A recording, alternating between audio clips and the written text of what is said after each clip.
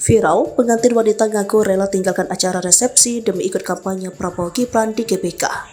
Kampanye akbar pasangan nomor urut 2 Prabowo dan Gibran terakhir pemilihan presiden 2024 di Stadion Utama Gelora Bung Karno, Senayan, Jakarta Pusat, Sabtu 10 Februari 2024 dihadiri ribuan massa. GBK itu menjadi penuh dengan lautan manusia yang didominasi warna biru muda. Menariknya, salah satu pendukung wanita tampak hadir mengenakan pakaian pengantin berwarna biru muda.